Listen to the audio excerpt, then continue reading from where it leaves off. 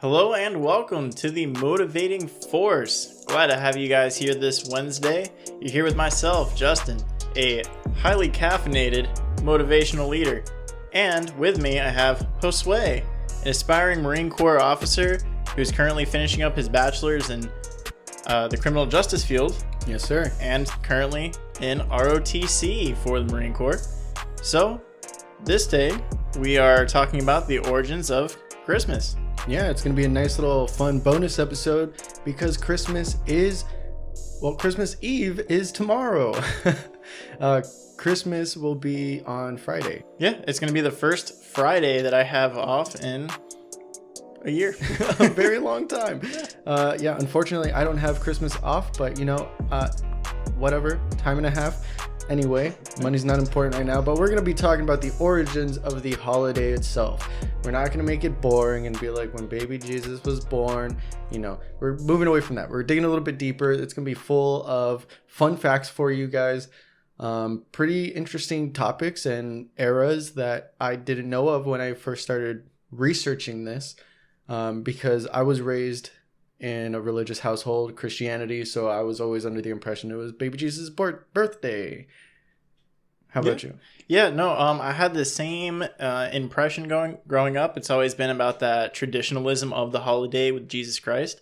But it's funny because when you said, okay, we're doing the origins of, let's dive deep. Everybody knows Christmas. Everybody knows what's up about it. So let's bring something to the table for these guys here and have them listen to something that they've probably never thought of. Yeah. And you went back through history as I probably should have, since we're doing the origins of, and my mind went straight to the economical side of Christmas. Yeah, because that's what? Hashtag the true meaning of Christmas? In modern times, it is. Yeah. So it's just funny how I kind of took the topic we had and I said, and kind of did something different with it. So we definitely have some good points for everybody is what I'm trying to get at here. That's fine. For those of you that are joining us that were following along from Monday's episode, it makes sense why he's picking that. And then it also makes sense why I was telling you on Monday that we were going to talk about the true meaning of Christmas this episode, because there's so many meanings related to this holiday going back in history. I don't have dates or a timeline, but I have the general era of when these things that I'm going to talk about were around. So let's go back before baby Jesus was born. Let's go back before the Roman Empire, when everything was centered basically Middle Earth, right? You got your Scandinavians up north. They worship Norse gods, right? Norse mythology. I'm pretty sure everybody's familiar with this going on with Assassin's Creed Valhalla, right? Yeah. It's taking traction. It's getting traction. Yeah, it's bringing a lot about the Viking world. A lot of people are getting into it right now. So yeah, and with that, so the Scandinavians, they would have this thing where they would celebrate the winter solstice, right? So that's when the nights are the longest. That's when we're the farthest away from the sun. So we got longer nights, we got colder weather, and they're already cold up north. Right, it's cold all year round. Now being farther away from the sun, it's like life or death. So they would celebrate the winter solstice, and every time the sun would come up, that would be like the celebration of the sun rising, right? Which is what we associate with Christmas now, with like the birth of Jesus, the Son of God.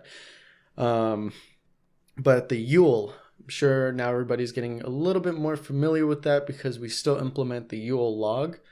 And this one was pretty interesting because they would send out their like fathers and sons to go and carry these big logs, right? And they would bring it back to their campsite or wherever they're living, and they would light it. And then they would have this feast, right? They would have the feast the entire time that the log is burning. And because it's like times of scarcity with animals and all that, they can't go hunting because it's so cold, that for every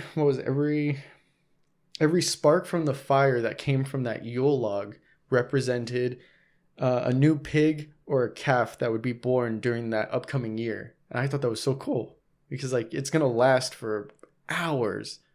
And then it's that little like significance of the crackling and the little sparks coming off of the log that you have. It's going to like say how great the next year is going to be. Oh, that's awesome, man. I just love how with the scarcity of the hunting that comes with winter, they decide to feast. But hey, they made it. We're here today, right? Well, I'm saying, okay, you know what? That's a good point. You're finding a typo in my point here. Who knows? They probably like harvested a bunch of stuff. They probably killed a bunch of animals beforehand, and then now that animals are going into hibernation, they can't do it for longer. Yeah. So, nitpicker. So I see you definitely went that far back. Yeah, man, same thing. Romans did the same thing. December 25th was the mark of the winter solstice. Yeah. Which is exactly why we celebrate Christmas on that day, which I find interesting. Growing up, like I said, Christian household, the traditionalist side of things as far as Christianity goes. Yeah. And, of course, we talk about the birth of Jesus, which we know was not on December 5th. Nobody thinks it's on December 5th, but we just tend to use December Christmas 25th? Day. December 25th? Hey, you pointed out on me. I pointed out on you, bro. Yeah. So December 25th, we know Jesus was not born on that day, obviously, but we still choose that day to celebrate Christmas. Yeah. And for those of you that are wanting to post angry comments about what he's saying, think about it for a second, because if in the Bible they say things about that the shepherds were out and herding and tending to the fields, right? If you're Middle Earth, right, where Jesus is born, why would the shepherds be out in the fields if it's freezing cold outside? Yeah. So the theory is that he most likely was born during the spring. Yeah. That is what's actually generally believed, even among most Christians. Yeah. It's not really up for debate. And if you want to debate it, go to the History Channel and stuff, because, I don't care about that opinion on it. Because it's not really a big deal. What was interesting was just how we decided to attach it to Christmas. And then it made sense to me because we go back to the Roman Empire, who loved to attach religion to pagan holidays. Yeah. And, whatever was cool at the time, when it was Christianity, when it was Catholicism, we just mixed all this stuff up with things people were already celebrating. And it seems we did the same thing with Christmas. It's no exception to the rule. Yeah. Romans are wild, right? So they had this holiday called Saturnalia, right? I'm not going to pronounce it correctly, but in Rome, winters aren't going to be as harsh as they were up in Scandinavia with all like the Norse Vikings and all that stuff, because they're closer to the equator, right? This holiday was in honor of the sun god Saturn. Right? The Romans and Greeks, it was kind of similar that they have like the Olympians and I think like 12 gods that they worshipped, but like Saturn is the same as Helios, or I don't know, something like that. They were similar. They were similar gods. Yeah, they were from different, because of the mixture of culture in Rome.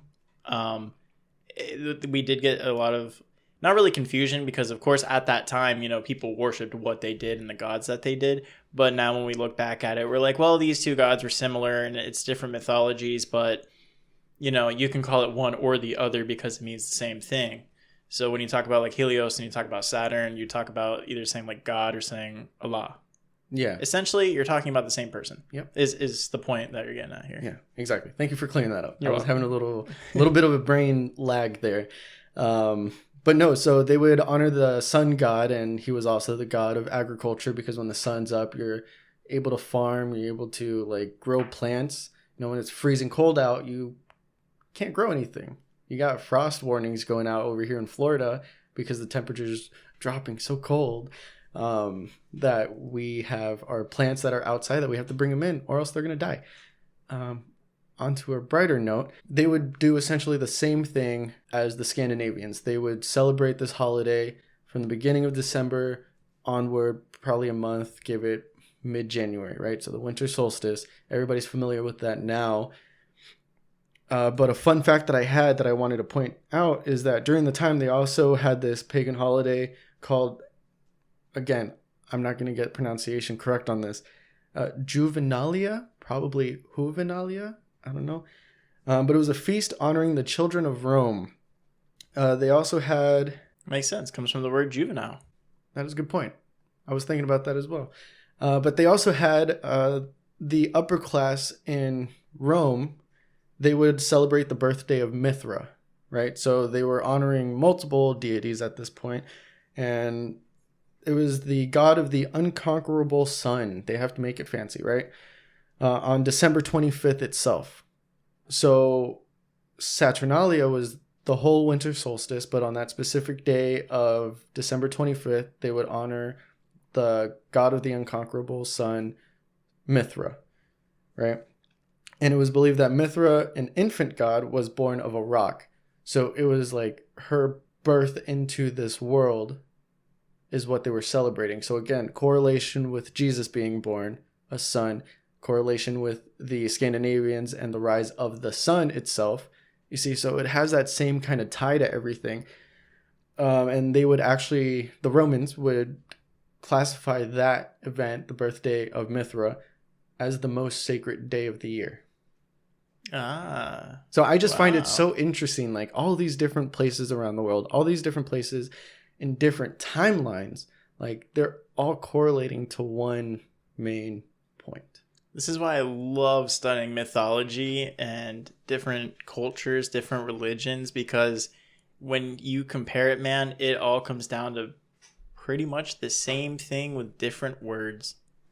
Yeah, it really does. Yeah. And then we get mad at other people for using a different word. You know? I mean, that's language. That's the struggle with language itself.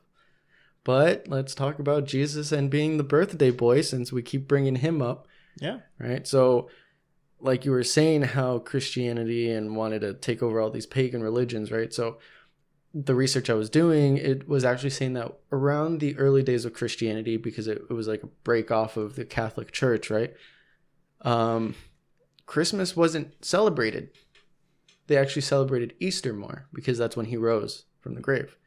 Right. Around the 4th century is when church officials actually wanted to declare the birth of Jesus as a holiday. It was Pope Julius I that chose December 25th as Christmas, right? Because he wanted to basically take all the people that were celebrating the pagan holidays of Saturnalia and the Yule. He wanted to take them all into the church. You know, the more in our tribe, the better. So that was kind of like their trick in the bag to bring people over to the church. Is let's just make this holiday, which is more important than all the other ones, on that day. Yeah, just trying to overwrite that holiday. Yeah. Hence the term history is written by the victors, right? It's a famous saying. There's a reason for that. There's a reason we don't celebrate Yule as much as we could, and that's because the victors at the time overwrote the holiday. Yeah, and God, I love that. I love how like greedy it kind of was when you look back at it, but they're supposed to be the most giving people. Yeah. Speaking of greed, since I might have money, I might have one up on you on this point here. Even though you did the history research, do you know what year it was in the 4th century? Nope, that's as close as I can get.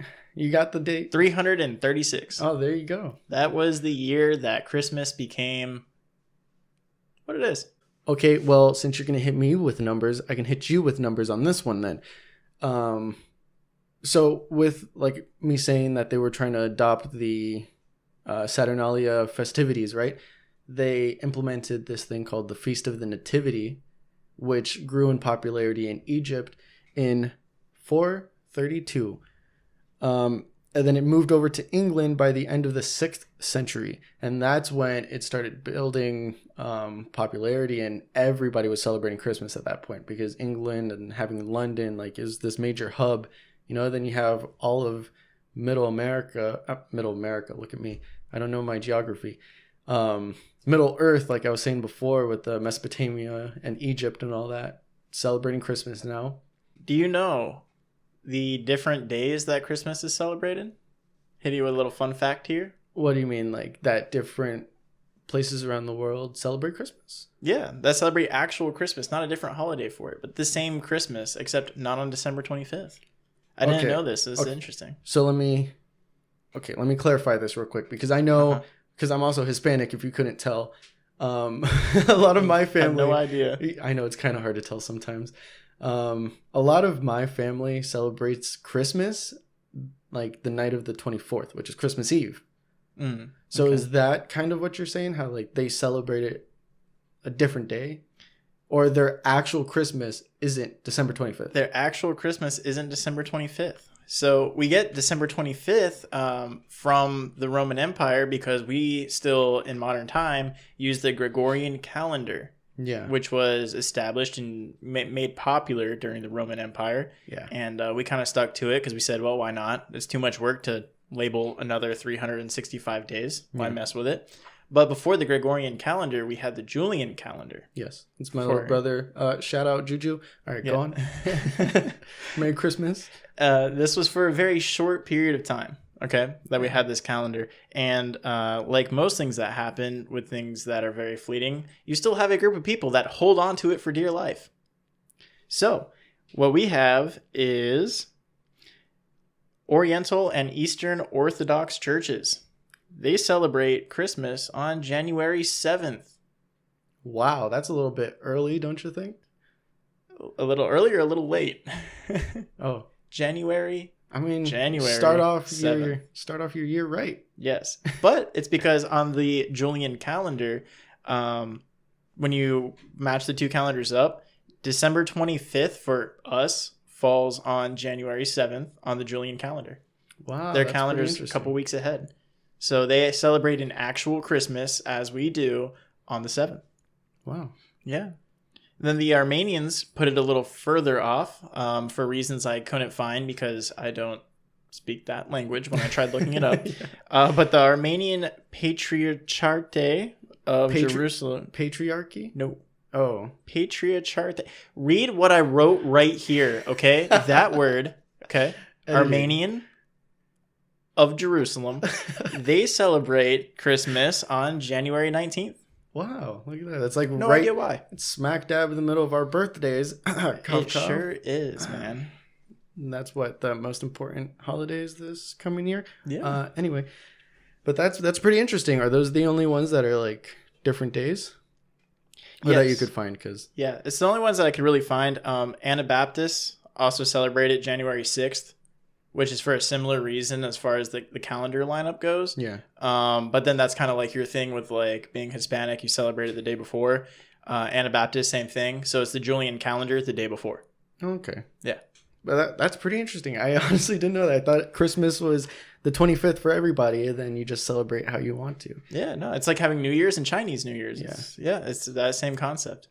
Okay. That's all I have for dates for you. So the rest is on you. Now, giving our society right now, I felt like this next point that I wanted to bring up would catch some momentum because this one's talking about canceling Christmas, right? Not that I want to cancel Christmas, but fun fact, and I had no idea that this ever occurred because it's so un-American.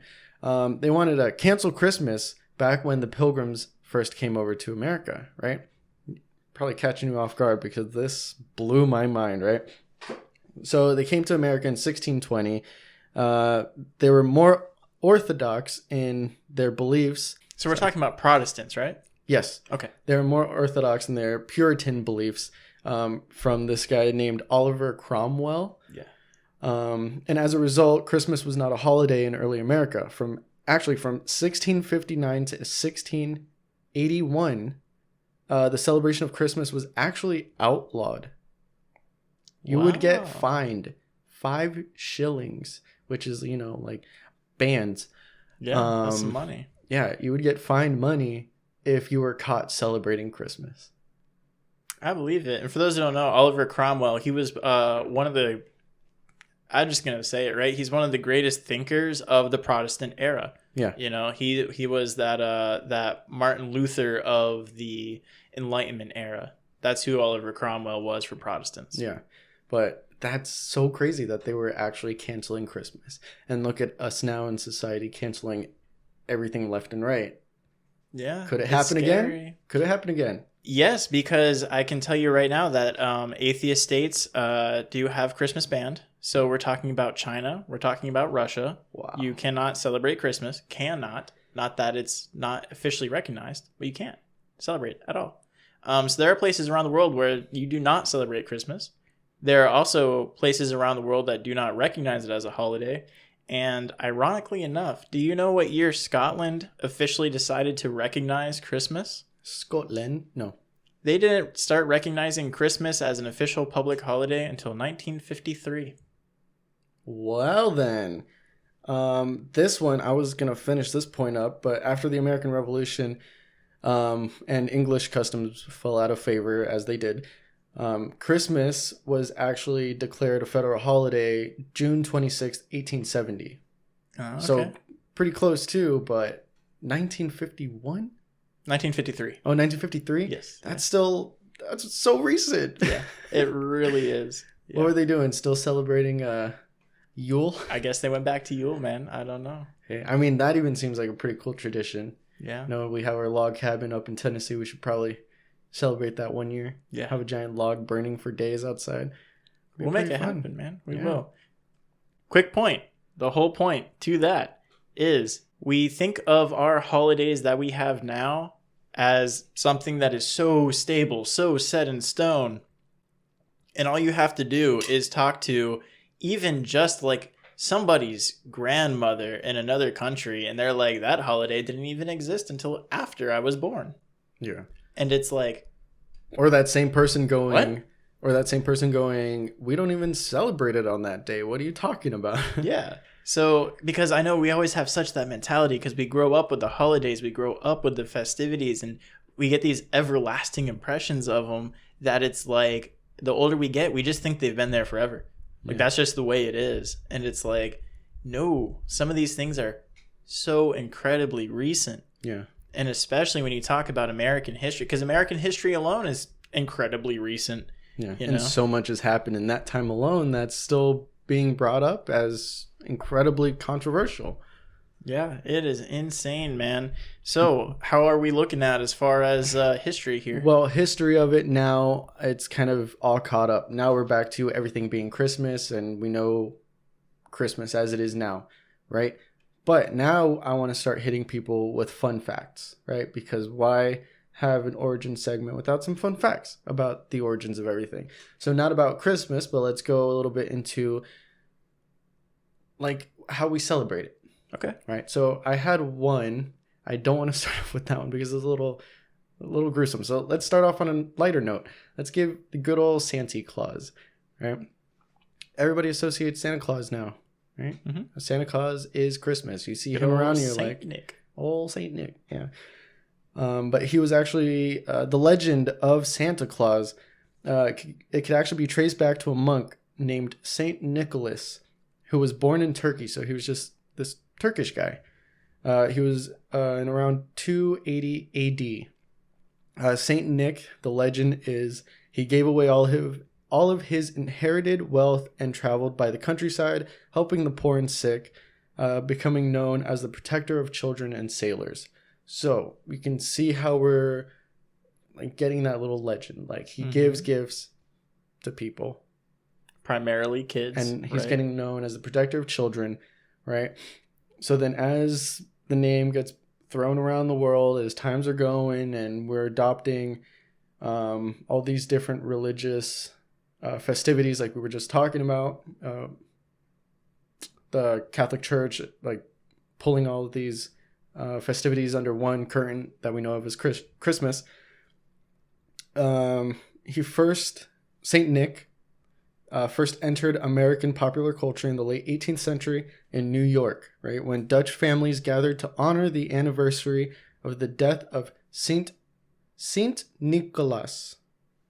Okay. I can't do the accent. No. Saint Nicholas. Something like that. It's Dutch for Saint Nicholas. Or I believe it was German that they called him Sinterklaas. Yes. Right? That sounds familiar. Sinterklaas or something like that. And then you see how they implement that word now into American pop culture. So they're not saying Santa Claus, but that's where it's derived from. Yeah. Because we're getting that legend of this guy that gives gifts to children, and we're hearing Sinterklaas. So then we attach Santa Claus, because, you know, Americans have to throw an American accent on everything. Yeah. Every word we use, I love American English because that is all it is. We listen to a word and we go, can't pronounce that. It's now this. Yeah. And then it is. It's beautiful. It's a beautiful thing. Oh, there's a U in color? Let's take it out real quick. Yeah. It doesn't need to be there. It's too long. Yeah. Let's just change it to Santa Claus now. All right. Okay. Fun ones out of the way. Now let's go into the really cool, hardcore fun fact that I loved. All right. So this one's actually the origin of the Christmas ornaments that we put on our trees. All right? Oh, okay. This one's so fun. You guys are going to hate me because you might not be as like dark humor as myself. But so we go back to Saturnalia with the Romans, and you know how they have their gladiator fights, right? Yes. So they'll have their fights, and then you know the moments where the emperor or the king, like he watches the fight, and then when the victor is standing over the loser, he puts his hand out like this, and then he does like down, kill him, up, he's alive. Yeah. Right? So when they do the down, kill him around this time of Saturnalia, they'll actually decapitate the guy, right, and hang his head, right? So then that event eventually turned into, okay, I don't know the specifics, but then it eventually turned into the hanging of apples, right? And then eventually changed into the hanging of ornaments. Okay. So now next time you hang your ornaments on your Christmas tree, think of hanging a decapitated head. Yeah, especially when, you know, little cousin Sally over here is toddlering her ass over to that Christmas tree to put an ornament on the bottom of it. Yeah. Yeah. This decapitated Barbie doll head, just stick it on the tree. Yeah. Hey, that's how I'm going to be decorating my Christmas tree this year. I was going to say, that'd be a great thing to do with your kids. Just tell them, yep, rip off the Barbie head. Well, have them fight. Have the Barbie dolls fight. So then they can enjoy like playing with the dolls. Okay. And then you rip the heads off. And then you hang them on the tree. You said have them fight, and I just immediately thought of two toddlers going at it, and then the victor gets to hang the Barbie head on the tree. I hate you. Let's not do that. We do not support children violence. Sure. Okay. That took me way too long to say. That was not convincing at all. Not convincing. Okay, so now that we found out our Team Eggnog people, right, from the poll that we had in the last video, Team Eggnog in the U.S. Fun fact about the first eggnog that was ever made in the United States was actually consumed in Captain John Smith's, such a bland name, Captain John Smith's 1607 Jamestown settlement. Okay. Fun fact, so eggnog in the U.S. dates back all the way to 1607. So pretty much since we were founded here. All right. Awesome. That's good. Oh, yeah. Glad to see the American patriotism still alive with enjoying that sweet, precious eggnog. So in other words, if you don't like eggnog and you're not Team Eggnog, you ain't American. Yeah. And for that poll that we did mention on the video, but we got our results here on Facebook. So make sure, you know, you head over to the Facebook and see what type of interactions we have going on there. We had another team, right? We had somebody on the bottom of that list called Team Coquito. Ooh, Team Coquito. That's my people. Yeah, I thoroughly enjoy both eggnog and Coquito, but being on the random diets and restrictions that I put myself under, this year the Coquito is a little tough. We're avoiding alcohol this season as much as possible. Yeah, I don't think alcohol is derived from animals. Well, point being, to all of our Coquito fans out there, it is delicious. Continue supporting your local Puerto Rican and buying it from them, as we do. I prefer from my hairdresser. It's perfect. Yeah, it's the best. As stereotypical as that is, I swear that is the honest truth, and that's where I get it from, and it's amazing. Yeah, it's really good. For those of you that haven't tried Coquito, but you are Team Eggnog, it's very similar. Packs a punch, though. It's really good. Yes, it does. It's great. So make sure that all my Team Eggnog people here go check out that Coquito, because it is worth trying. I don't know why I'm shouting this out like we're advertised for Coquito, but next week you're gonna see a bottle of Coquito on the table. Yeah. Yeah, but I enjoyed the whole point is just that we had the poll out there and had that interaction and just seeing what people favorite. We want to be a little more interactive with the crowd, and that's definitely one way to do it. So make sure you're over on the Facebook page, and we'd love to hear from you and love to have you interact with some of the content we put out there. But since we are done with all those fun facts, do you want to hit a couple economic points here on Christmas? Oh, yeah. I forgot you were talking about shmoney. Yes. Let's go. We are. So, because of my personal despite for, the American Christmas holiday, I guess I would call it, right? A little bit off the tradition side here because it tends to be more about the consumerism and all about the money. I'm going to talk about the consumerism and the money. Hey, look at that. So there were some analytical researchers who compiled some information. I'm going to have some links down below to this information. There's a lot of it there if you want to check it out. And some of this stuff predates the dates that I'm going to be mentioning here. So it's definitely worth looking at. You can find some really interesting things. It was calculated that 25% of all personal spending is done during the holiday season. The holiday season is only marked as November and December. So 25% of everything you're going to spend this year is done in the last 2 months of the year. Wow. And that's probably also pre-COVID seasons. Yeah, I'd be interested in seeing what this year brought to the table, Well, hopefully if people are listening to our Monday episode and they know that they don't have to go big baller, it's probably going to be drastically different. Yeah. Also on this research, and to put that in perspective, because you're like, well, 25%, well, that's not a whole lot. But when we talk about some basic economics and the real power of the dollar, once you start putting it in circulation, this is where the numbers get interesting. When you see that 25% increase, we saw in 2004, because this was just when the study was done, that expenditures in department stores went from 20.8 billion in November to 31.9 billion in December. Wow. 54% increase in expenditure in that 1 month time frame for the holidays.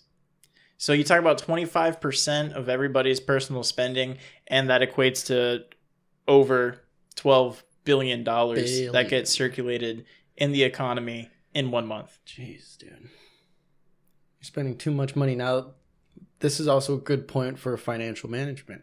Now, if people are listening and they have that safety net for the year in advance, then you'd be safe. But if you're actually spending 25% of what you're making that year, like it wasn't put aside for Christmas, that can hurt a lot of families. Yeah, definitely. And it is a cycle here because we can talk about department stores, of course, and that's why it's great. That's why I used the year 2004, because you were not shopping online. Not at all. The best you were doing was going to a Sears catalog, picking up in store, Yeah. But so department stores was the majority of purchases at the time. And two interesting things I wanted to point out about, depending on the type of market that you're into, bookstores actually double their sales in November and December. 100% increase. Wow. Jewelry stores have a 170% increase. So almost triple their sales. Yeah, that one's believable. Everybody's getting people jewelry. But the books is shocking. The books was the shocking one. I just wanted to mention the jewelry just because it's one of the highest performers, if you want to put it that way, for the holiday season. But the book one was pretty cool. I would probably tell you 5 years ago, I would have hated getting a book for Christmas. I was going to say, I've probably never been gifted a book as much as I would really appreciate it. Like now as an adult, I really appreciate books. And to think that the past 25 years of my life, I've never had one. And that stat of it basically doubling. Yeah. Is pretty cool. Yeah, it is. I think of the same thing because it made me realize too, because I was thinking about that. I was like, a book? Yeah. Man, that's crazy. Then I think about it now and I'm like, man, I'd be interested, right? It's like, man, I wish we could kind of go back in time a little bit and just make it a little bit younger, start giving some of these younger kids some of this stuff, We just give them all this fun, entertaining stuff. which is great, but we give it to them all the time. Yeah. Mix it up, man. Because if your kids they're not appreciating getting something that's for their betterment, for their knowledge and stuff. Of course, depending on the age, you're not going to realize some of these things, obviously. That's the point of being a kid, is you're living for now. You're not really realizing the importance of the future. We've both been there. But when do you introduce them to these things? Yeah. So, I would implore some people, if you do have that little bit of money to give, when you get those gifts this year, try to give them something that's going to have a betterment for their life. For whoever it is, not even just kids, for your family, for your friends, whoever you're buying gifts for this year, get them the one thing that they want, the one thing that's fun, whatever, the cool, shiny thing that you're supposed to get people. But try to mix in something that's going to really help them out, because the best gift that you can give them, aside from the time, your wonderful, precious time, is something that's going to stick with them for the rest of their life. Yeah. And books being very crucial in that, because like we've said before, that knowledge is the ultimate form of power, because nobody can take that from you. What you know and what you get from books, you can't lose that. Yeah, not at all, man. So the whole point that I want to bring to the table here, just mentioning the economics of Christmas briefly, is that for people out there that are like me, because I know I'm not the only one, that might have some resentment towards the holiday season because of the consumerism. Looking into the statistics of it, I realize the importance of it. Because when we're talking about that type of stimulation and growth for the economy, that type of money circulation, I mean, we have to do it eventually, right? Yeah. We have to get the money flowing. If everybody saves their money, the economy does not survive. It's not how capitalism works. Yeah. You got to spend money for the economy to strive. Exactly. So, take it with a grain of salt. Don't be so mad. Just get those gifts with more meaning and less monetary value, and people will be happier for it. And you'll be happier. Your wallet will be happier. So, just try not to be the Grinch this Christmas. I know I'm trying not to. Yeah. And as much as I love them, don't be the Grinch. So I think that about concludes it, man. Let's get out of here. Let's let you guys enjoy your Christmas Eve. Yeah. Merry Christmas. Happy holidays. We're always going to say Merry Christmas. Yeah. And hey, if you guys want to give us a gift this year, I'd appreciate just a simple like and subscribe on the video. Yeah. Also, you can feel free to share these wonderful words with your friends. You can hit that copy link or that share button down below and send this over to some friends. That would be a very nice gift from you. It would. And as far as interactions go, you can always interact with us on Facebook. You can interact with us on Instagram and on Parler. All those links are down below.